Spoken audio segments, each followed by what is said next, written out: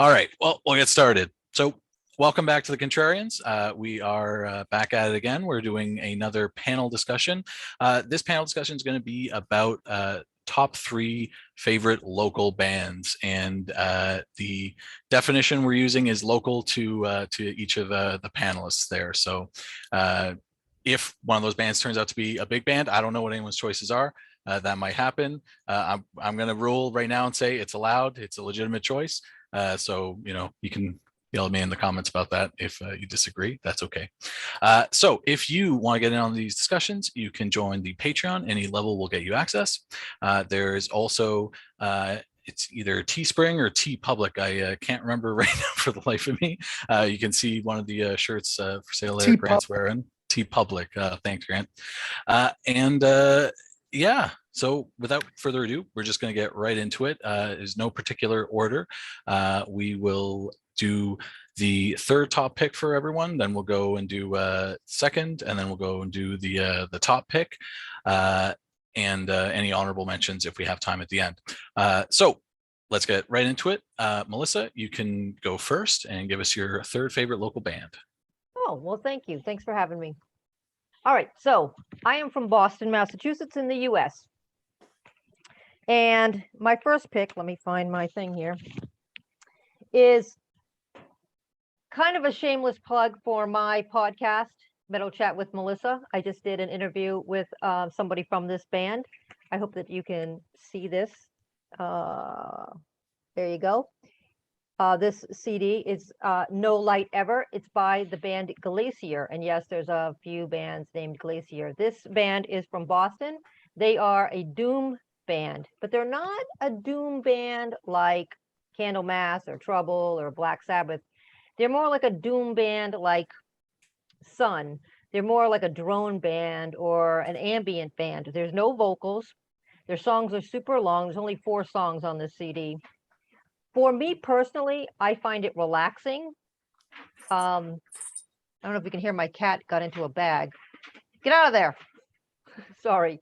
But they're a very cool band. I think they're very, very interesting. They're wicked mellow. And like I said, there's no vocals. On the podcast, I call them a doom band, but the more I listen to them, the more I kind of feel like they're more like ambient, I guess. So if you want to relax and chill out and just close your eyes, check these guys out. Glacier from Boston. All right, awesome. Joe, why don't we go with you next? All right, my number 3, it's going to edge out a very huge band from Chicago. That's where I'm from. So my number 3 is in the back, the singer Stanley, and they're called Life, Sex, Death. And it was a great album. They only put out 1 album. I wish Martin would have included it on his One and Done episode. He gave him an honorable mention. But it's a great album. They kind of remind me of, so they had this gimmick where they were a hard rock metal band. I actually grew up a block away from the drummer, Brian Horak.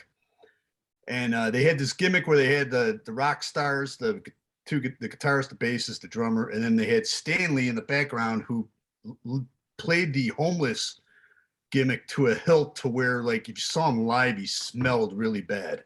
Like, he did that. He played it to a hilt and acted crazy. But there's been sightings of him recently where he owns a recording studio and he's totally normal. But this was his gimmick and he played it to the hilt. But they were fun. The album is great.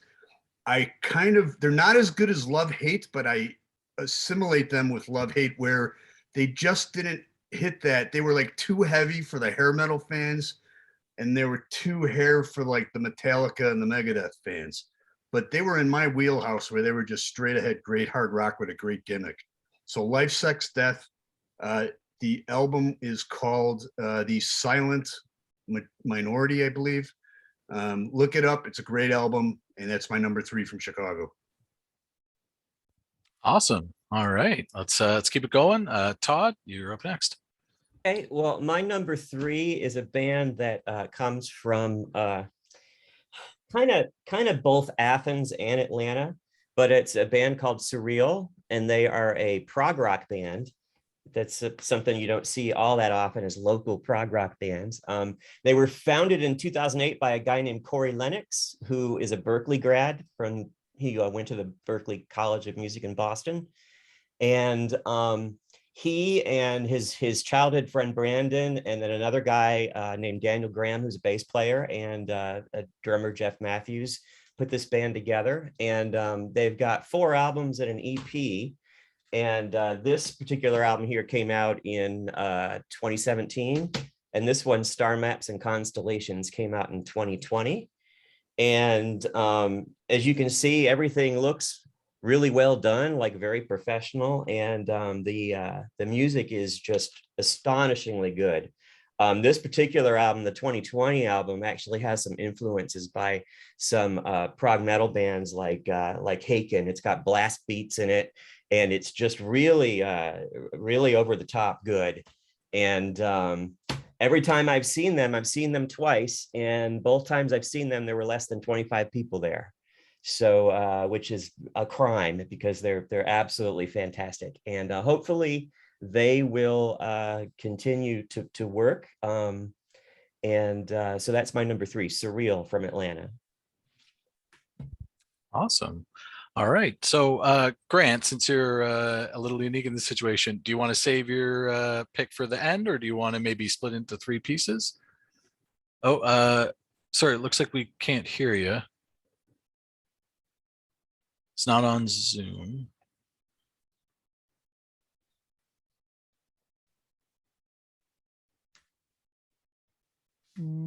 Oh. Do you want to try to say something? We might have heard you there. There we go. Yeah, we got I don't you. know why it didn't come through. Anyway, since I just tested it, yeah, what we'll do, this is kind of like the same band, but it's not. So we can break it up into 3. It'll make it more fun that way. So this band originally started playing around Cincinnati, University of Cincinnati campus around 77 and 78. They put a song on the WEBN album Project 3 in 1978. The song was called Your Song Is Mine. The band that I'm talking about are the Raisins. Now, if you know anything about the Raisins, Todd Rundgren, like back in the day, I remember a buddy of mine was recommended, because I like power pop. This is a good power pop band. And I believe Todd Rundgren promoted these guys back in the day. And the album came out in 83.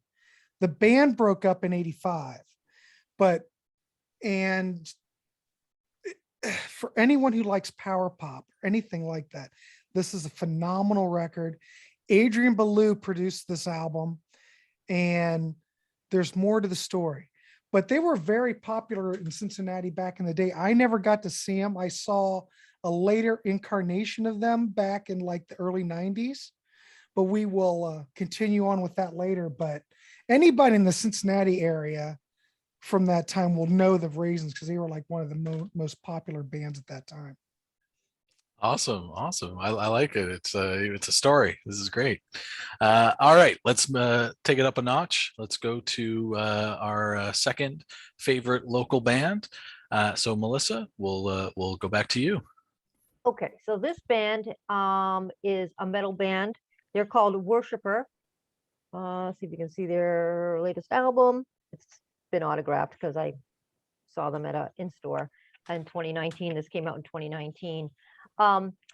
So they are very much like a traditional metal band. If you like Striker, if you like Night Demon, if you like early Iron Maiden, they definitely have some new album influence, some straight ahead rock and roll influence, guitar based, guitar solo, that kind of stuff. They're from the North Shore. I've seen them a bunch of times. The really cool thing about this band is we have a local contest here called the Rock and Roll Rumble with local bands, and metal bands never win. And in 2017, they won the Rumble, which was very, very cool. But they're a great band. They released this album in 2019. They did it in store at Newbury Comics in Cambridge. That's where I got them signed. they did an album release show that I went to. They had big plans, and of course, we all know what happened in 2020. They just dropped a new song, and hopefully they will, or a fairly new song came out in 2021, but hopefully they will be back in action. So if you like straight ahead rock and roll, if you like metal, you like guitar solos, this is the band for you. Worshipper. All right, let's we'll keep it going. Joe, I think you were next, so that's your second favorite local band. So Melissa briefly mentioned this band, and they're Trouble. They're from Aurora, which is about 40 miles west of Chicago. Saw them quite frequently in the clubs. But the reason I'm really picking them, if you're listening, watch the episode, the 90s episode I was on, and also the 1-2 Punch episode I was on. They released 2 albums in the early 90s when they picked up Barry Stern from, well, I'll leave it at that. They picked up drummer Barry Stern, and they got Rick Rubin to produce these 2 albums, and they became less slow plodding doom to this punchy, just kick-ass hard rock heavy metal band. So those 2 albums alone put them as my number 2 slot for the local band of Chicago, because those 2 albums are just phenomenal, especially Manic Frustration, which came out I think in 92 or 93. Just an amazing album. That was my number 2 pick for best album in the 90s, I believe. But it was, yeah, just a great band. But yeah, they were always playing in the clubs. They would open up for, they mostly, I don't know, remember them opening up for anybody big, but they were a huge club band here, and they unfortunately the lead singer Eric Wagner just recently passed away. But yeah, they're my number 2. But those 2 albums produced by Rick Rubin with Barry Stern on drums, pick them up. It's just great stuff. Awesome. All right, Todd, your second favorite local band. Okay, my second favorite local band is another prog band. I promise there's only 2 prog bands on the list, but this band is called Great Wide Nothing, and they have something in common with the previous band that I talked about. Their leader is the bass player in the other band, Surreal, but they founded in 2017. Their leader is a guy named Daniel Graham, and he's a bass player and a vocalist and occasional guitar. And then the guy named Dylan Porper plays keyboards, and then Jeff Matthews plays drums. These guys are like a modern Emerson, Lake and Palmer. And there's a bass player, a keyboardist, and a drummer. So right there, you kind of tell they have kind of the same instrumentation. But they've also got a kind of an indie rock kind of a flavor to them as well. And so their first album, The View from Olympus, came out in 2019, and as you can see there, it's only 4 tracks, and that last one is multi-part. When you listen to this band, you will think that you're listening to an honest to gosh prog band. I mean, they are that good. Their second album came out in 2020. It's called Hymns for Hungry Spirits Part 1. It's a little bit more of a a little bit more indie rock influence on this album. But my God, are they good? They are just a spectacular band. The keyboardist has got an array of pedals, and so he plays a lot of the bass with his feet. And the lead vocalist he's a singing bass player, and he plays a Rickenbacker bass, kind of like Chris Squire of Yes. And they are just a phenomenal band. They just finished a tour of the Carolinas where they did 3 or 4 dates, I think. They just came back from that. So they are definitely up and coming, and from Atlanta. And so that's my number 2, Great Wide Nothing. Awesome. And I wanted to say, Grant, that I'm very familiar with the sir. Raisins. I've got 2 of their albums, and I know of them through the Adrian Belew fan community. There you go. Then you know where I'm going with this. Yeah. Oh, well, let's not waste any Hopefully time. I Let's didn't get give to part anything 2. away. So anyway, so this album came out in '83. Adrian Belew produced it. And if anybody who knows who Adrian Belew is, Adrian played with like the Talking Heads. He played with David Bowie. He was a local musician in Covington, Kentucky, which is right across the border from Cincinnati. And he also played in King Crimson. So this would be in the time period where he was playing in King Crimson. So anyway, the Raisins broke up in '85. But something else blossomed in 1885 is that Adrian Belew and the Raisins, which consist of Rob Fetters, Chris Arducer, and Bob Neiswanger, formed the Bears. So the Bears put out several albums, and if anybody knows that, they were actually signed to Primitive Man, which was distributed through IRS. So they put out 2 albums, first album and then Rise and Shine. Both are out of print now, but great stuff. They gave it a shot, more power pop. But the thing is with the Bears, not only was like the Raisins pretty much just pure power pop, but when you have Adrian Belew added to the mix, it gets a little bit quirky. I'm sure you can imagine. But the Bears stuff is brilliant. I mean, they ended up pretty much, they broke up like in 85, 89. But later they did get back together. I mean, they did eventually put out a live record. They put a CD out back together. And this one was called, now I can't remember, Car Caught Fire. And then they did another one called Eureka. So there's plenty of Bears stuff out there.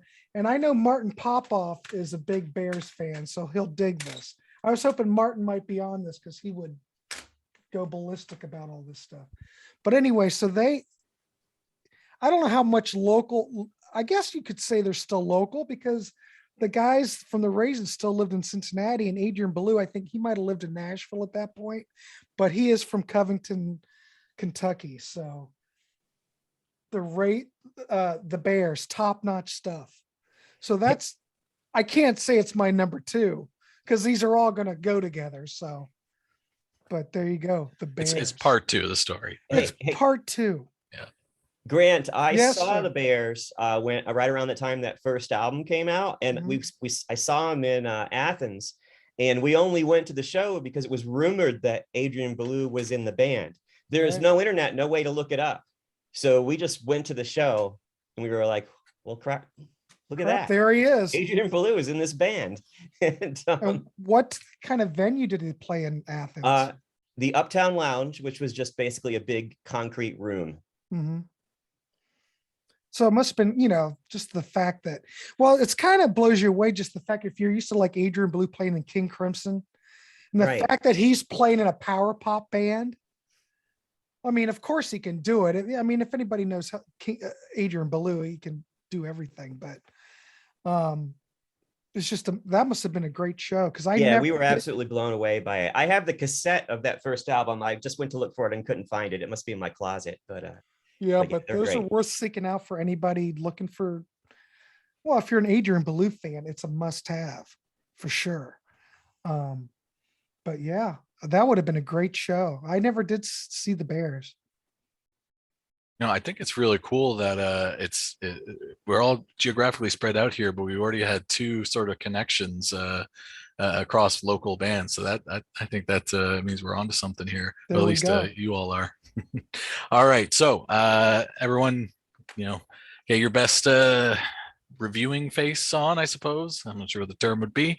It's time for your favorite local band. So the top pick, Melissa, please let us know what your favorite band is. So first of all, I have to say that the loss of Eric Wagner is really, really sad. And he had an album that just came out posthumously, and it's absolutely brilliant. It's absolutely fantastic. And it just makes me sad that he's not able to tour, because I would love to see him tour that album. It's really, really a great album. So please check that out. So my number 1 is kind of a big band. It's a band that everybody's heard of. It's the Dropkick Murphys. Now, as most people know, and you guys have probably figured out, I'm the metal chick. The thing about the Dropkick Murphys is they're not a metal band, but metalheads love them, and they play with tons of metal bands, and they're on all these metal festivals all over the world. For some reason, metal fans love them. They started out back in the day when I used to go see them in the Middle East and other really TTs and all these small venues or whatever, and they were just like a punk band that had a piper, right? And that's all that they were, you know, and it's kind of still all that they are. They're just kind of like, I would definitely call them power punk, um, more than straight up, you know, Pistols punk. They're definitely more Green Day-ish punk, right? More accessible punk, I guess you would say. And they do a show every St. Patrick's Day for a week. They sell out the every night at the venue, the House of Blues in Boston. It's a very, very fun show. At the end of the show, they invite people to come up and sing. And it's just one of those shows that, one of those bands that everybody in Boston really, really loves, no matter what kind of music you listen to. Everybody really enjoys seeing them live, and you still see them at the clubs. Like, the guys still live around here. You see them at shows. They're just a really fun band. And the really nice thing about them is they have the Claddagh Foundation, which is a really, really great charity that they do a lot of stuff for the Boston area, especially for the vets. So they're really, really nice guys, and they're a really fun band. Dropkicks. Awesome. All right. Well, thank you very much, Melissa. All right, Todd, we want to know your favorite local band. Okay, well, my favorite local band is Guadalcanal Diary. Got to say it right. They are from, most people think they're from Atlanta. They're actually from Marietta, Georgia, which is where I'm lived most of my life, and just down the street from me. I'm in Ackworth now. But they have been around since about 1980, I think, 1981. And they're kind of power pop, but kind of Southern as well. Very difficult to describe. Their main guy, Murray Attaway, was actually signed to Geffen as a solo artist in the 90s and made an album. And unfortunately, this was their final major label album called Flip Flop, which came out in 1989. And unfortunately, their guitarist, Jeff Walls, passed away a couple of years ago, but they did a 30th anniversary concert a couple of, 2011. I was just about to say a couple of years ago, but that's actually 11 years ago. but they're a fantastic band, high energy. Had 4 albums come out on got signed to Elektra, had 4 albums come out on Elektra, and just kind of almost made it there at the end of the 80s and kind of ran out of gas towards the end. But Guadalcanal Diary is probably my favorite local band, and they're very local because they're literally just from right down the street. But you may have noticed that I left some very famous Atlanta bands out. If we do a honorable mention, I've got a couple of those to mention. Atlanta Rhythm Section? No, that's not one of them, but that's a good choice. I was going to say Guadalcanal Diary. Yeah, they were kind of like REM in a little bit, in that kind of genre, that kind of vein. Kind of like REM, but a little more direct. Yeah. REM became direct later in their career, but at the beginning, REM was kind of murky sounding and very Southern. What was the first album? Walking in the something. Walking in the Shadow of the Big Man. Yeah, I've got all those on CD. Yeah. Awesome. Well, great stuff. Yeah, and thanks, Todd. We appreciate having you here. My Zoom strip has changed here, so the order has changed a little. So let's get part 3 of your story there, Grant, and your favorite local band. All right. So as we go back in time, we have Adrian Belew that joined. He didn't really join the Raisins. The Raisins broke up. So Adrian Belew and the Raisins basically started the Bears. The Bears broke up. They gave it a shot. They thought, it never really took off. So Adrian Belew, I would assume, the last Bears album came out 96, 97 or something. So what happened is that Adrian Belew went off and did his solo work, or went back to King Crimson, or whatever he did. So the remaining members of the Bears went back to Cincinnati. Of course, they were always in Cincinnati, and they went back using the name the Raisins. But the problem is, in that time that had passed, there was what was the name of that band? There was the Raisins, that they look like raisins. Oh, what was that? Here Come the The Raisins. California The raisins. California Yeah. Raisins. Well, the original Raisins couldn't go back to the Raisins, so they went with another name. So the band without Baloo ended up becoming called the Psychodots. So they started putting out CDs locally under the Psychodots. So basically, it's the Bears just without Adrian Belew. So it's not quite as quirky, but it's just as good. In fact, I'd probably say I like the Psychodot stuff even better. So the first record came out in 91, and then they put out a next album called Against the Grid. Both of these I think are out of print. You might be able to download them. And then Awkward, God, I can't even say it. Awkwardville. And then they put out a live album where they played Ripley's in Cincinnati, which is really phenomenal. And then finally they put out one called Terminal Boulevard.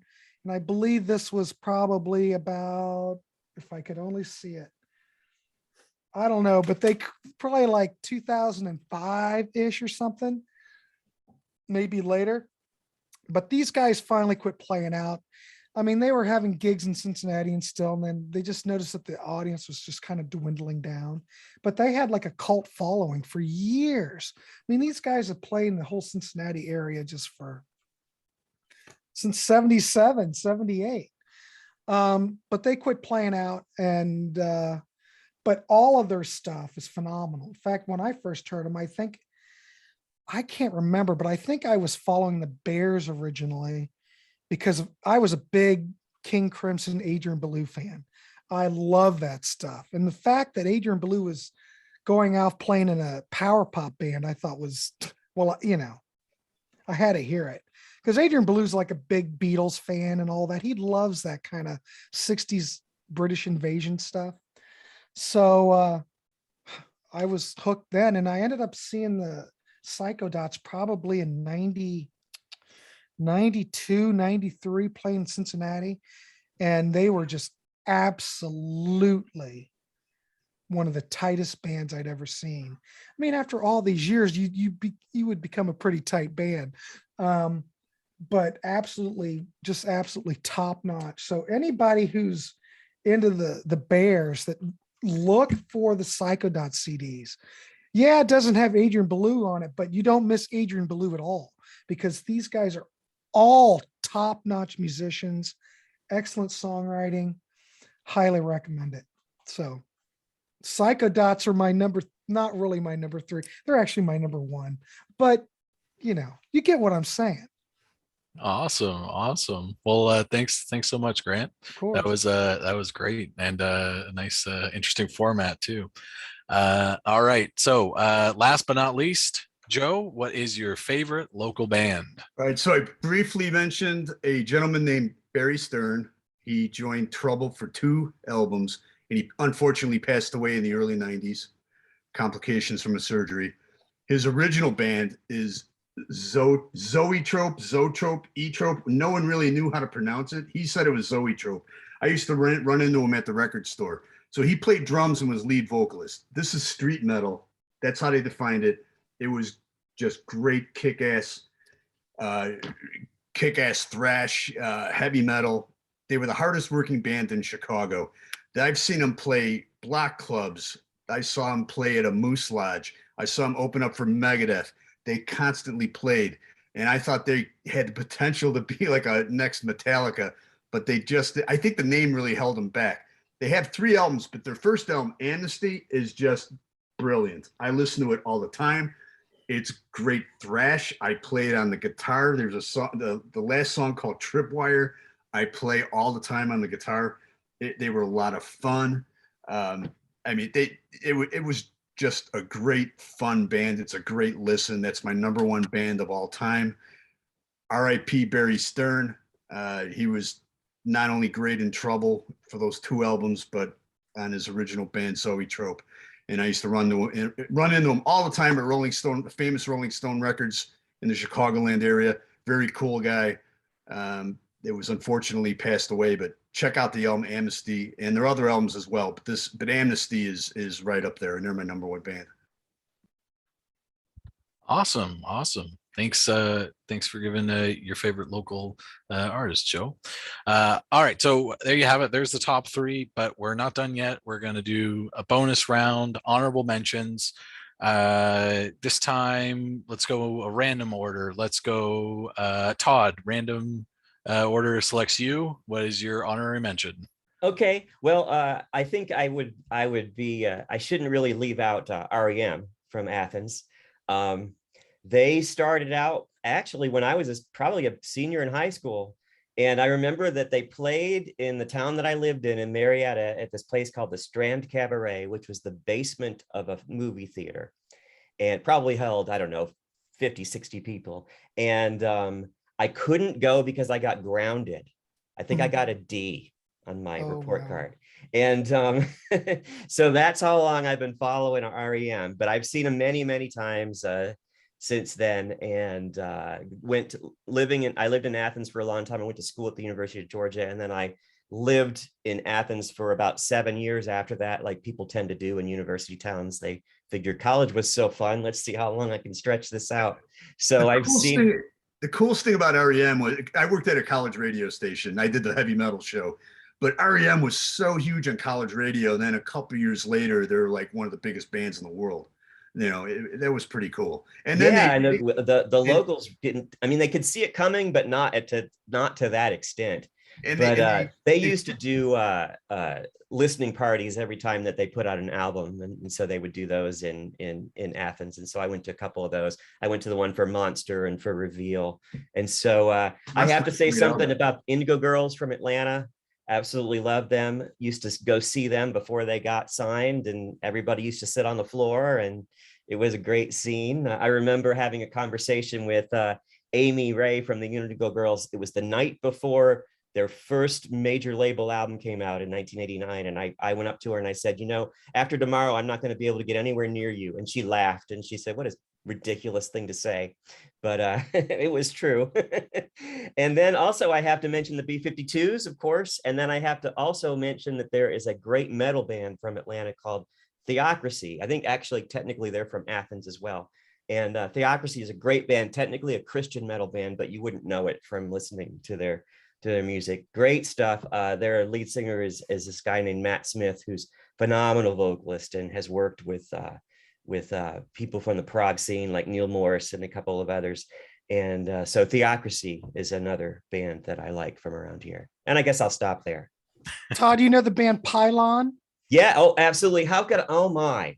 I can't believe I forgot to mention them. Come on, Todd, for crying out loud. Pylon, I've been following them for years. I know Vanessa, the singer, pretty well. She used to come into the photo lab where I used to work in Athens, and I have a guitar that she painted, and I absolutely love them. Yes. What about Seven Dust? What's that? Seven Dust. Oh yeah, you know what? Yeah. I forgot about that. Absolutely, Joe. And what about OOK? Were you hanging out in Athens when Matthew Sweet was down there? He was in a band with Michael Stipe's sister. It was a little bit before my time, but they occasionally would perform, after they moved on to other things. I think OOK did one show while I was there when I was in college. So I graduated in '87, so I was there for part of that. But thank you for mentioning Pylon. I can't believe I left them out. I mean, they were pretty big during that time. I mean, in that area. Sure. All right. Awesome. Well, great list. That's a lot of bands. Joe, let's get your honorable mention in next. One of the coolest things, the bands I mentioned, well, Life, Sex, Death was more a 90s band, but towards the end of mid 80s, towards the end of the 80s. So you'd go to Wrigleyville to see the shows at the Metro, and then there'd be Belmont Avenue, and you get all these different, you get the punks, the gay community, the metalheads, and you kind of all mix. Well, what happened is some of that music scene mixed together, And this is where my next two bands who made it were one hugely successful, Smashing Pumpkins. And interesting enough, we saw them open up for Jane's Addiction in 1988, and they were god awful. Even Billy Corgan admits that. Now they just announced a tour. They're going on a super tour together, Jane's Addiction and Smashing Pumpkins. So we see them open up for Jane's Addiction in 1988. They're horrible. Then my buddy comes over in 91 and he puts on this album without telling me who it is, and it's Gish. And it's heavy rock. And I'm like, who is it? He's like, Smashing Pumpkins. I'm like, no way. So, their first three albums it's just great music. And, Infinite Sadness sold millions and millions of copies. I think it went diamonds.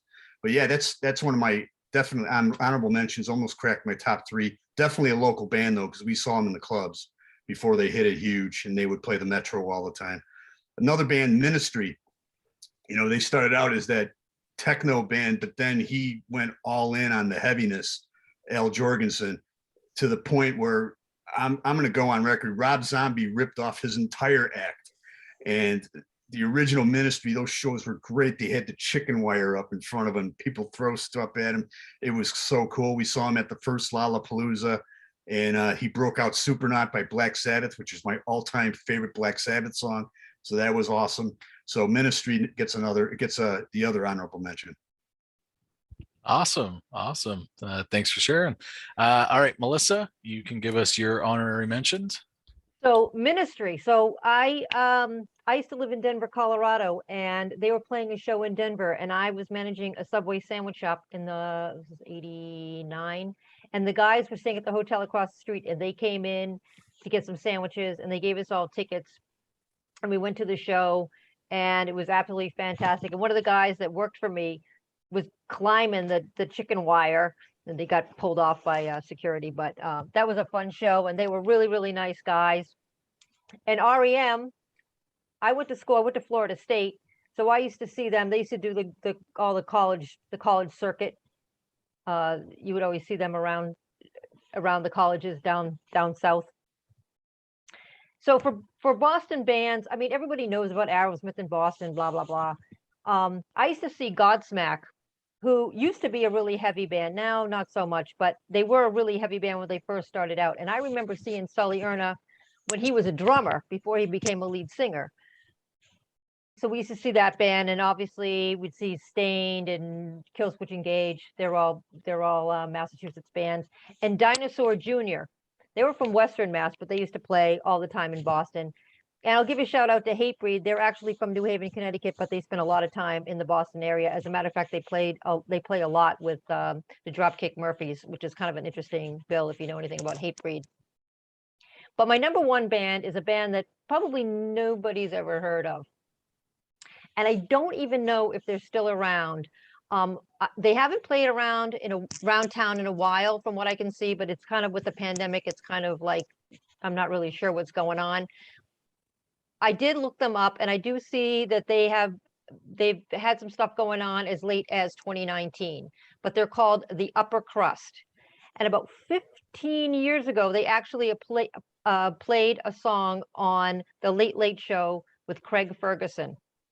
And they're sort of like AC/DC. The lead singer kind of will remind you of sort of a Bon Scott kind of vocal. They wear like revolutionary powdered wig and costumes. They're crazy, and they kind of have this whole persona of being like, like they'll talk to the audience like, they're better than everyone else, and oh my, and that kind of stuff. They're just really fun. They're just a really, really fun band to see live, and I hope that they're still around, and I hope that they come back out and around. But you can check them out on YouTube, and they're really funny and really fun. Awesome. All right. Well, thanks for sharing. All right, Grant, Yes, your sir. honorary mention. Well, the honorary mention that I can think off the top of my head that I was trying to find and pull was the band Rosie, which had Mark Chatfield in it, who ended up playing guitar for Bob Seger later on. In fact, Mark Chatfield used to be in a band called The Gods. So if you know The Gods, they're a rock and roll machine. A I know machine. the gods. Yeah. A machine. Yeah. Well, anyway, the gods broke up, and I think Chatfield started the band called Rosie's. Now, Rosie wasn't quite as hard as the gods were. Gods were really hip with like the motorcycle crowd, but Yes. they were like a big band in Ohio. I mean, they got signed to Casablanca and put out 2 records. So they're kind of a big deal. Rosie never made it big, but they had a big following around here. In fact, like every year they'll do like a Thanksgiving gig. They used to do it at the Alrosa Villa in Columbus, but now the Alrosa has been torn down. So I don't know what they would do. They would probably play the Newport or something, but they usually play a yearly gig every Thanksgiving, but they were big. But they were a great band. They had great songs. They were kind of like more of a power pop kind of band, I guess. But yeah, they were great. They put out they did put out an album independently, and they had an EP out.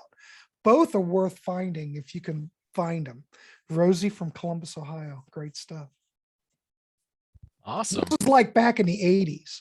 So, All right. but the gods, they are a rock and roll machine. They are. Check them out. I know the gods.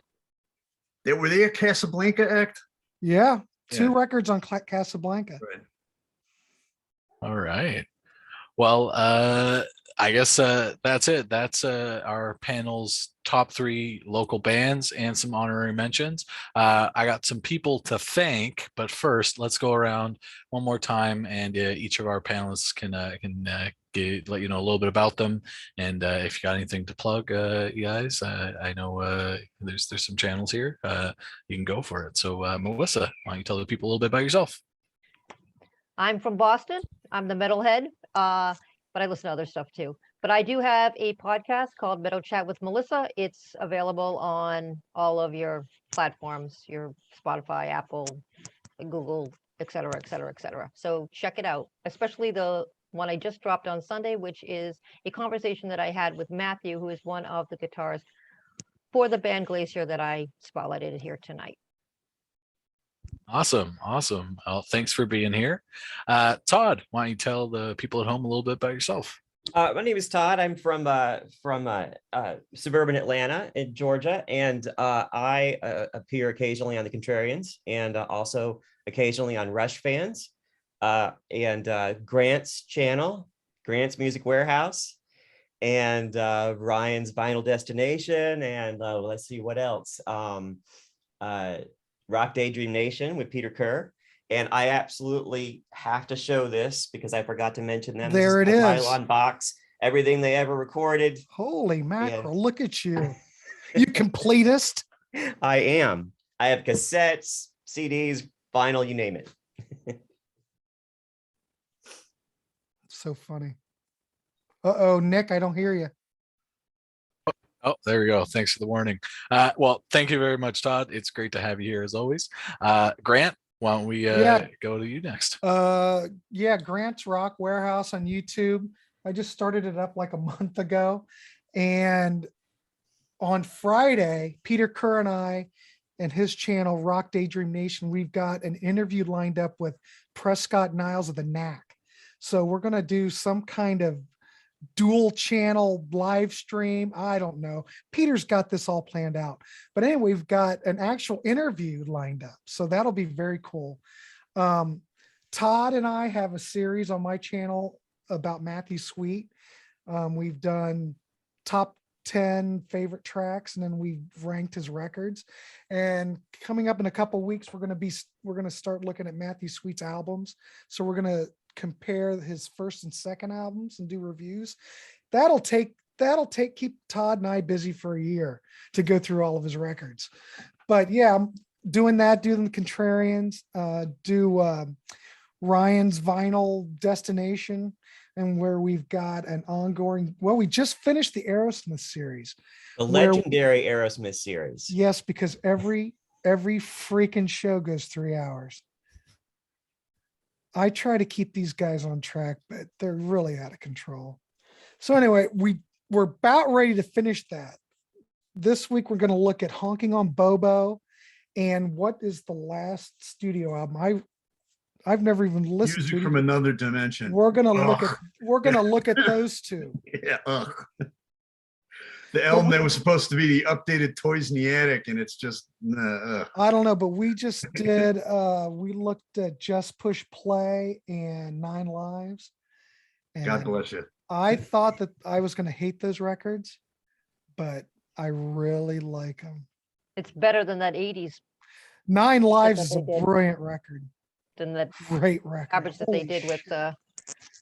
when they're the outside writers and they are, becoming a whatever they were, Yeah, and on Ryan, mainstream. yeah.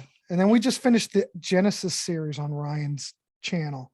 But we're getting ready to do the Police starting. I think we're doing the first one maybe, I don't know, coming up Thursday or something. I can't keep track of what's going on. Whole lot of things coming down the pipeline, but there you go. Grant's Rock Warehouse, and house is spelled Haus. Awesome. No Awesome. Well, umlaut. I should put an umlaut over the A, but no umlaut.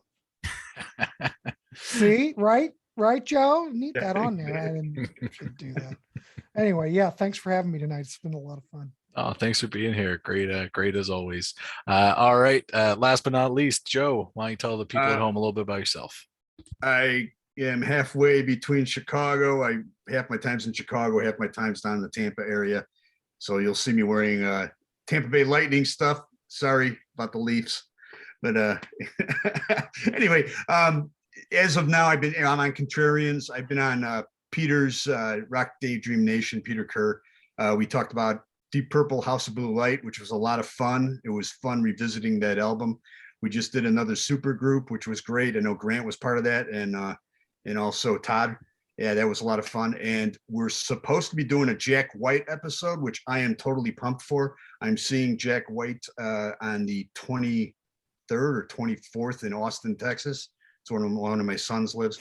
So I am so excited to see that show. And then we're going to talk about Jack White and what an awesome instrumentalist, writer, and just genius that he is on that episode. So that's it. Awesome. Well, Right. thanks for being here, Joe. Great as always. All right. So let's wrap this up. So I want to say thank you to all of you at home watching. We appreciate it. Your views keep the channel growing, and we get to do more and more of these cool conversations. If you want to join, there is that Patreon that I mentioned, and there is the T Public. You can look cool like Grant in his Contrarian shirt. And yeah, I want to thank each of our panelists here for coming out and sharing their opinions. As always, I got a bunch of great advice, things to listen to for free. So I appreciate you guys saving me some trouble here. And everyone have a great night. And thanks again to Marco and to Martin as well for keeping the Contrarians going. Thank you. And that's it. Thanks, Nick. Thank you. Hi, Thank you. guys. Nice to meet you. Yeah, nice seeing you. Yeah. Have a great night, everyone. All righty.